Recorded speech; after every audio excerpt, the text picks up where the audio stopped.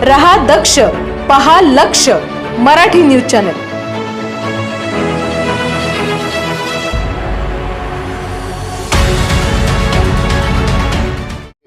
मुद्दे जे राज्य सरकारच्याकडनं महाराष्ट्रातल्या सकल मराठा बांधव भगिनींच्या पुढं आणि तसेच राज्यातल्या जनतेपुढं येणं आवश्यक आहे, गरजेचं आहे, त्याचाच या ठिकाणी उल्लेख आजच्या पत्रकार परिषदेमध्ये मी करणार आहे.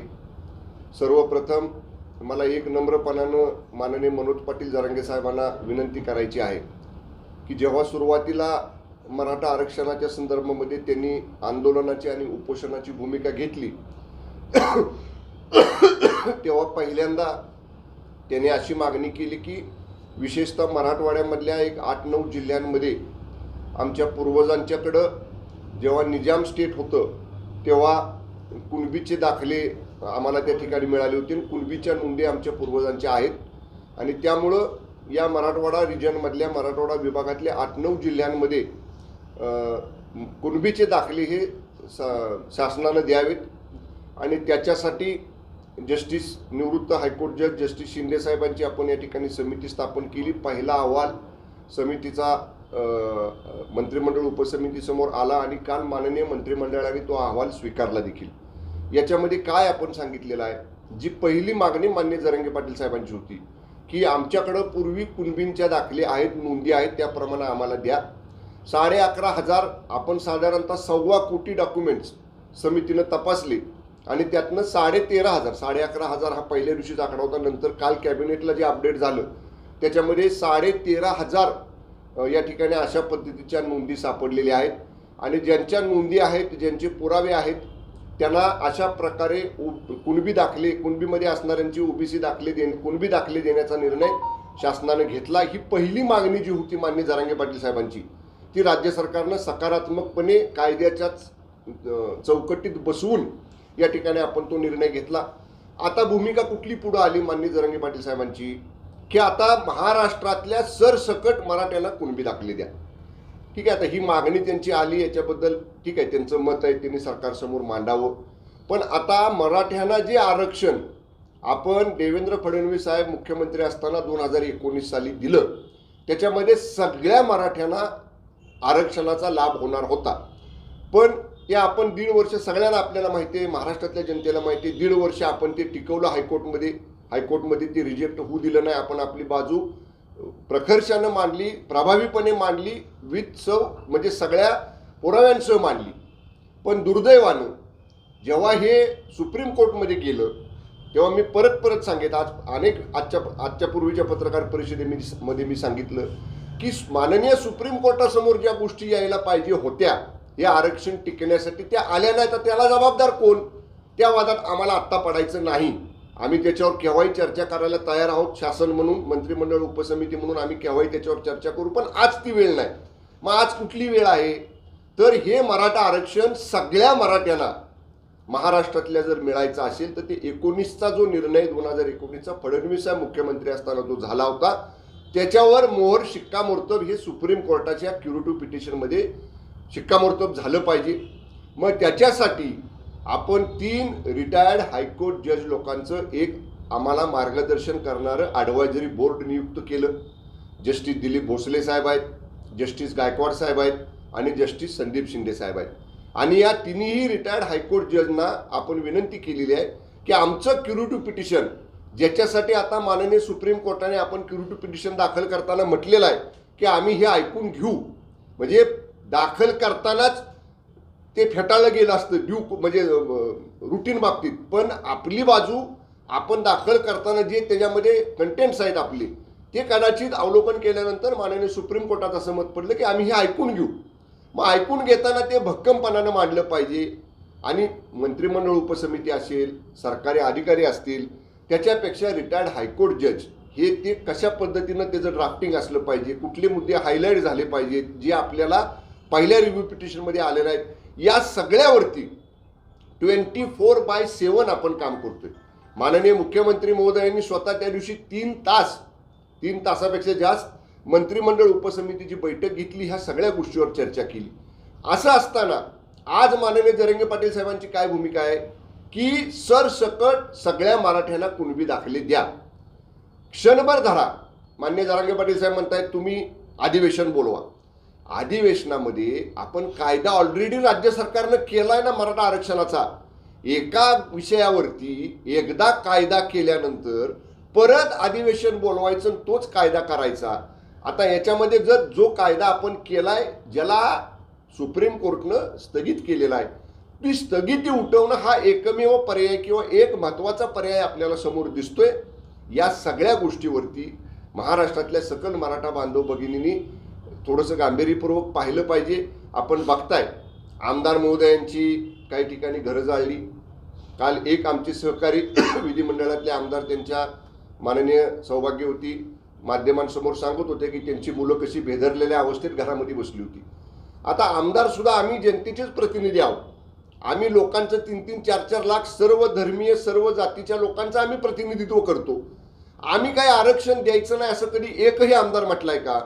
सर्व आमदारांचं मत आहे की कायद्याच्या चौकटीत बसणारं, नियमात टिकणारं आणि लाईफ लॉंग तो हयात त्याच्यावरती आता शिक्कामोर्तब झाला पाहिजे असं कॉन्क्रीट आरक्षण हे आपल्याला द्यायचं. आणि त्याच मताचे माननीय शिंदे साहेब आहेत.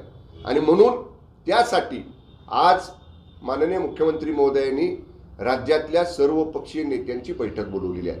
माननीय पवार साहेबांना बोलवलंय, माननीय उद्धवजी ठाकरे साहेबांना बोलवलंय, काँग्रेसचे नेते माननीय अशोक चव्हाण साहेब असतील, माननीय बाळासाहेब थोरात साहेब असतील त्यांना बोलवलंय, आंबेडकर साहेबांना बोलवलंय, सर्व आठवले साहेबांना, सर्व लोकांना, प्रमुख राजकीय पक्षाच्या नेत्यांना आता जी परिस्थिती निर्माण झालेली आहे महाराष्ट्रामध्ये याच्यावरती सर्व पक्षीय नेत्यांनी एकत्र विचार विनिमय केला पाहिजे. एकत्र याच्यावरती काहीतरी मार्ग काढायचा प्रयत्न केला पाहिजे. याच्यासाठी माननीय मुख्यमंत्री महोदयांनी पुढाकार घेतलाय. आज सकाळी 10:30 वाजता ती बैठक होती आहे. त्या बैठकीमध्ये सगळ्यांशी चर्चा केली जाईल. सरकारची आडमुठी भूमिका बिलकुल नाही. सरकार सर्व घटकातल्या, सर्व समाजातल्या, सर्व जाती धर्मातल्या, सर्व पक्षाच्या सगळ्या लोकांचे विचार ऐकून घेईल आणि जे काय सर्वानुमते आजच्या सर्वपक्षीय बैठकीमध्ये ठरेल त्याप्रमाणे पुढे कार्यवाही करण्यासाठी सकारात्मक पावलं ही तात्काळ सरकारकडून उचलली जातील. राज्यातल्या जनतेला माझी विनंती आहे, जाळपोळ, दगडफेक अशा पद्धतीनं सामान्य नागरिकांची गैरसोय होणार नाही, सामान्य नागरिक भरडला जाणार नाही. याच्यासाठी राज्य सरकारला सामंजस्यानं ही परिस्थिती हाताळण्यासाठी, शांतता अबाधित राखण्यासाठी महाराष्ट्रातल्या सकल मराठा बांधव भगिनींनी सर्व जनतेने सहकार्य करावं एवढी विनंती आपल्या माध्यमातून मी राज्यातल्या जनतेला करतो. साहेब, तुम्ही आता म्हटला की सर्वपक्षीय नेत्यांची, विरोधी पक्षातल्या नेत्यांची बैठक सुद्धा आज बोलवलेली आहे. या बैठकीमध्ये तुम्ही चर्चा करणार आहात ती म्हणजे मराठा आरक्षणावर आणि मनोज जरांगे यांची जी मागणी आहे कुणबी दाखले मिळावेत आणि ओबीसी मधून आरक्षण सरसकट मिळावं, तर हे सरसकट मिळण्यासाठी चर्चा काय होईल का आणि यातनं पुढे मार्ग काय निघेल? नाही, आम्ही सगळ्याच विषयावरती चर्चा, आज डिटेल बैठक होणार आहे. म्हणजे आजच्याची राजकीय परिस्थिती, सरकारनं घेतलेले निर्णय, सरकार करत असणाऱ्या उपाययोजना याच्या बाबतीत मुद्देनिहाय, मुद्देसूद अगदी सर्व माहिती, सर्व अवगत सरकारच्या वतीनं सर्व राजकीय पक्षांना केलं जाईल. आपण जो प्रश्न विचारला की त्याच्यामध्ये जी सरसकट सगळ्या मराठ्यांना कुणबीचे दाखले द्या ही जी माननीय जरांगे पाटील साहेबांची मागणी आहे, याच्या बाबतीत पवार साहेबांनी सुद्धा त्यांचं मत व्यक्त केलं पाहिजे. माननीय उद्धव ठाकरे साहेबांनी सुद्धा त्यांचं मत व्यक्त केलं पाहिजे. काँग्रेसचे बाळासाहेब थोरात असतील, अशोक चव्हाण साहेब असतील, आंबेडकर साहेब असतील, आठवले साहेब असतील, आणखीन नेते असतील. माझं स्पष्ट मत आहे हे जे तीन आता हे बाकीचे महायुतीचं सरकार आणि हे जे बाकीचे राजकीय पक्ष आहेत या राजकीय पक्षांच्या प्रमुख आणि विशेषतः पवार साहेब असतील, उद्धव ठाकरे साहेब असतील, काँग्रेसचे नेते असतील, यांना हे मान्य आहे का की सरसकट सगळ्या मराठ्यांना कुणबी दाखले द्या? हे जर या सगळ्या प्रमुख राजकीय पक्षाच्या नेत्यांना जर मान्य असेल तर तिने आज भूमिका स्पष्ट करावी ना. आजची बैठक ही सगळ्या विषयावर चर्चा करायसाठी आहे.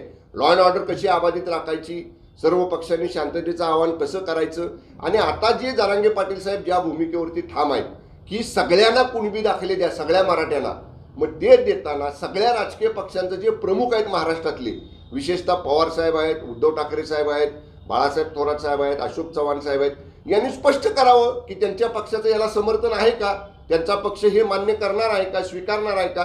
त्यामुळे आजच्या बैठकीमध्ये या सर्व नेत्यांनी याच्या बाबतीतलं त्यांचं मत सरकारसमोर मांडावं, राज्यातल्या जनतेसमोर मांडावं.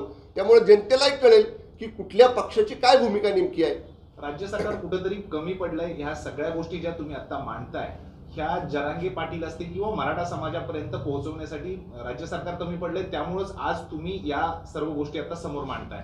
साहेब, आम्ही पहिल्या दिवशीपासून मान्य जरांगे पाटील साहेबांच्या संपर्कात आहे.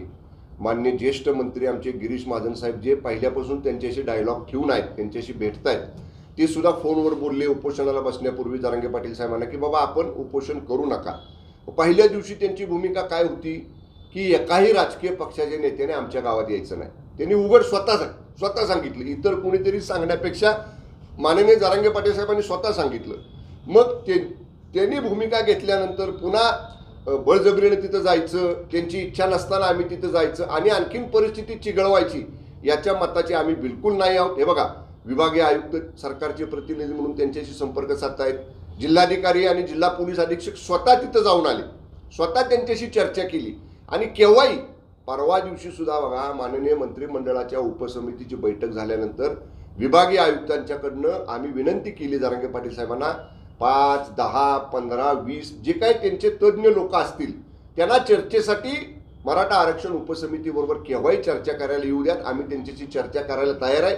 त्यांचा मुद्दा क्रमांक 1 आपण करणार असणारी कारवाई किंवा त्याच्यामध्ये कार्यवाही किंवा त्यांना त्याच्यामध्ये काय अपेक्षित आहे असं अगदी मुद्देसूद दिवस 2 दिवस बसावं लागलं तरी आमची तयारी आहे. पण ते चर्चेला सुद्धा येत नाहीत. त्यांनी उघड जिल्हाधिकाऱ्यांना आणि जिल्हा पोलीस अधीक्षकांना सांगितलं की आम्ही कुणाला चर्चेला पाठवणार नाही. त्यामुळं एका बाजूनं सरकार चर्चेला तयार आहे, पण समोरनं जर प्रतिसाद मिळत नसेल तर मग आणखीन काय केलं पाहिजे, आम्ही त्यांनी सांगावं आम्ही काय करावं, आमची तयारी आहे. साहेब, आजच्या बैठकीला उद्धव ठाकरे यांना बोलवण्यात आलेले नाही अशा प्रकारची पोस्ट संजय राऊतांनी केली. संजय राऊतांची पोस्ट काय मला माहित नाही. मी ऑफिशियल राज्याचा मंत्री म्हणून, मंत्री उपसमितीचा सदस्य म्हणून मी जबाबदारीनं सांगतोय, मी ज्या ज्या नेत्यांची नावं घेतली त्या नेत्यांना अधिकृतपणे राज्य सरकारच्या संबंधित विभागाकडनं अशा प्रकारची विनंती बैठकीला उपस्थित राहण्याची करण्यात आलेली आहे. आणि समजा संजय राऊत म्हणतात तसं ते पत्र मिळालं नाही मिळालं ह्या वादात न पडता आता माध्यमांच्या समोर मी विनंती करतोय ना सरकारच्या वतीनं माननीय उद्धव ठाकरे साहेबांना की बाबा तुम्हाला विनंती आहे आमची की तुम्ही आजच्या बैठकीमध्ये या. आणि ते जर संजय राऊत म्हणत असतील नाही बोलवलं तर कशा पद्धतीनं आम्ही त्यांच्याशी मेल केलेला आहे किंवा पत्र दिलेलं आहे किंवा आमच्या अधिकाऱ्यांनी फोन केलेले आहेत याची माहिती आमच्या विभागाकडनं दिली जाईल महाराष्ट्राला. पण संजय राऊत म्हणतात त्याच्यात तथ्य नाही. अधिकृत निमंत्रण हे सर्व पक्षाच्या प्रमुखांना महाराष्ट्रातल्या आजच्या बैठकीचं कालच रवाना करण्यात आलेलं आहे. साहेब, सीमा समन्वयक मंत्री म्हणून आपण बेळगावला जाणार आहात का, किंवा आपल्यातलं मंत्री कोण बेळगावला जाणार आहे का? कारण आज जी टीका केलेली आहे संजय राऊत यांनी, त्यांनी सांगितलंय की सीमावासियांची काळजी या सरकारला नाहीये. याच्यासाठी आजच सुप्रीम कोर्टमध्ये एक म्हणजे सीमावर्ती भागातलं एक पिटिशनवरती सुनावणी होती. 2 दिवसापूर्वी आमचे जे विशेष वकील दिल्लीमधले आहेत त्यांच्याबरोबर सीमा समन्वयक मंत्री म्हणून आम्ही तिघांनीही मंत्र्यांनी आम्ही चर्चा केलेली होती. आणि आजच्या सुनावणीमध्ये तात्काळ हे बोर्डावरती पिटिशन घेण्यासाठी आपला प्रयत्न सुरू होता. परंतु काल असं कळालं, मला ऑफिशियल अजून कळालं नाही, परंतु काल मला अशी निरोप मिळाला की आज ते पिटिशन आपलं सुप्रीम कोर्टामध्ये येऊ शकत नाहीये. पण तरीसुद्धा सीमावर्ती भागातल्या सर्व लोकांच्या पाठीशी आपण आहोत. एक स्वतंत्र मागं जसं आपण त्यांना विनंती केली होती की ज्या राज्यातल्या विशेषतः आरोग्याच्या योजना आहेत, दवाखान्यातली वैद्यकीय मदत असेल किंवा बाकीच्या काही गोष्टी असतील, याच्यासाठी आपण एक स्वतंत्र कक्ष हा कोल्हापूर जिल्ह्यातले जी बॉर्डरचे तालुके आहेत तिथं स्थापन करण्याची प्रक्रिया आपण सुरू केलेली आहे. माननीय मुख्यमंत्री महोदय त्याच्यासाठी सकारात्मक आहेत. तिथं जे मराठी भाषिक शाळा आहेत, विद्यालय आहेत, महाविद्यालय आहेत, त्यांच्या प्रगतीसाठी किंवा त्याला तिथं मदत करण्यासाठी सरकारनं वेगळी तरतूद आर्थिक केलेली आहे. त्यामुळं सीमावर्ती भागातल्या लोकांच्या पाठीशी आपण आहोतच, आम्ही आहोतच. आणि जेव्हा जेव्हा गरज भासेल तेव्हा तेव्हा सीमावर्ती भागामध्ये समन्वयक मंत्री म्हणून आम्ही जाऊ. कर्नाटक सरकारनं किती बंदी आदेश काढले, कारण मला काल अशी माहिती मिळाली की आम्ही 3 मंत्री आहोत, चंद्रकांतदादा पाटील, माननीय चंद्रकांतदादा पाटील, मी आणि माननीय दीपक केसरकर आणि खासदार धैर्यशील माने साहेब, आम्हाला त्या ठिकाणी येण्याला मनाई केलेला आदेश त्यांच्या सरकारनं काढलेला आहे. त्यांना त्यांचे किती आदेश काढू द्यात, पण मराठा बांधवांच्यासाठी केव्हाही तिथं जाण्याची आमची तयारी आहे. साहेब, आमदार संदीप क्षीरसागर यांचं घर पेटवण्यात आलं होतं. त्यांनी काय एक स्टेटमेंट दिलंय की हे जे घडलंय हे मराठा आंदोलन मी आतापर्यंत बघितलेलं, लाखोचे मोर्चे निघाले, कधी अशा घटना घडल्या नव्हत्या. हे काही समाजकंटकांकडून घडलंय, आमच्या इथल्या लोकांकडनं किंवा मराठा आंदोलकांकडनं घडलेलं नाही. योग्य वेळी पुराव्यानिशी मी या सगळ्या गोष्टी मांडणार आहे. अगदी अगदी मी मगाशी ज्याचा उल्लेख केला ना की आमची विधिमंडळातल्या एका सहकाऱ्यांच्या सौभाग्यवती पत्नीने उल्लेख केला, ते सौभाग्यवती क्षीरसागरताईंचंच काल मी स्टेटमेंट ऐकलं. त्या सांगत होते की आमची मुलं कशी भेदरलेल्या अवस्थेत घरामध्ये बसली होती. आणि बघा, आपण सगळ्यांनी मराठा आंदोलन गेल्या 2 वर्षापूर्वीचं बघितलेलं. लाखोचे मोर्चे आपण काढले, 58 मोर्चे राज्यामध्ये निघाले, साधा दगड नाही, टाचणी सुद्धा कुठं पडली नाही. मग आता हे का होतंय?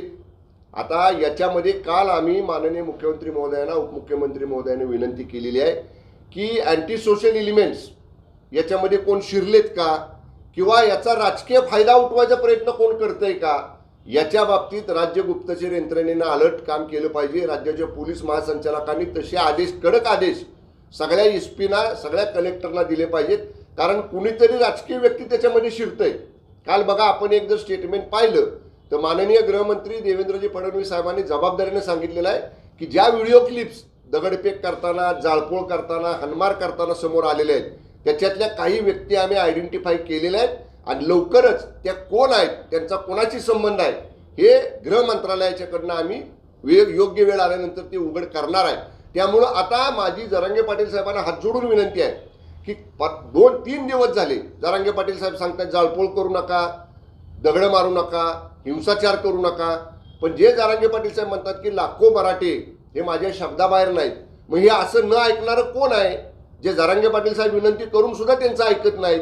त्यामुळं माझी जरांगे पाटील साहेबांना विनंती आहे की आता हे चिघळण्याच्या अगोदर, अनेक लोकांना ह्याची धग पोचण्याच्या अगोदर हे आंदोलन आपण स्थगित केलं पाहिजे. सरकारबरोबर चर्चा केली पाहिजे. सरकार सकारात्मक आहे, सरकार एकदम 24/7 याच्यामध्ये काम करते. आणि एकच मी जाता जाता सांगेन, माननीय मुख्यमंत्री एकनाथजी शिंदे साहेबांचं काम महाराष्ट्र गेली 25-30 वर्ष ओळखतोय. ज्या राज्याचे प्रमुख पदावर बसलेल्या माननीय शिंदे साहेबांनी छत्रपती शिवाजी महाराजांच्या चरणांची शपथ घेऊन सांगितलेलं आहे, हा एकनाथ शिंदे मराठा समाजाला कायमस्वरूपी टिकणारं आरक्षण देणार म्हणजे देणारच. तर माननीय मुख्यमंत्री शिंदे साहेबांच्या वरती या राज्यातल्या सकल मराठा बांधव भगिनींनी विश्वास ठेवावा, थोडा कालावधी सरकारला द्यावा. निश्चितपणे मी जबाबदारीनं सांगतोय, जे काम आम्ही गेल्या 1-1.5 महिन्यामध्ये सुरू केलेलं आहे याच्यात आपल्याला यश सुप्रीम कोर्टाच्या केसमध्ये नक्की मिळेल, या दृष्टीनं आमचे सगळे प्रयत्न सुरू आहेत. ओके. हसन मुस्लिमांच्या गाडीची तोडफोड नाही, तुम्ही आता हे थोडंसं विषय महत्त्वाचा आहे. तोडफोड झाली ही चुकीचंच आहे. कुणी तोडफोड कोणाची करू नये. मी मगाशीच म्हटलं, आम्ही आमदार सुद्धा सर्व समाजातल्या, सर्व घटकातल्या, सर्व जाती धर्मांच्या लोकांचं प्रतिनिधित्व करतो. आणि मी एक आमदार दाखवा ना कुणी की जो मराठा आरक्षणाच्या विरोधात बोललाय. आम्ही समर्थन करतोय, आम्ही त्याच्यासाठी प्रयत्न करतोय. आणि असं असताना नाहक आमदारांवरती अशा पद्धतीनं आक्षेप घ्यायचा किंवा आमदारांवरती अशा पद्धतीनं दगडफेक करायच्या, गाड्या फोडायच्या, माझी विनंती आहे राज्यातल्या सर्व लोकांना, सर्व जनतेला, आमदार सगळे मराठा आरक्षणाच्या बाजूचेच आहेत. त्यामुळे कृपया गैरसमज करू नका आणि अशा पद्धतीनं कायदा कुणी हातात घेऊ नका. Okay, thank you. ताज्या घडामोडींसोबत अपडेट राहण्यासाठी लक्ष मराठी न्यूज चॅनल सबस्क्राईब करा. बेल आयकॉन दाबायला विसरू नका, म्हणजे आमचे प्रत्येक अपडेट तुमच्यापर्यंत पोहोचत राहतील.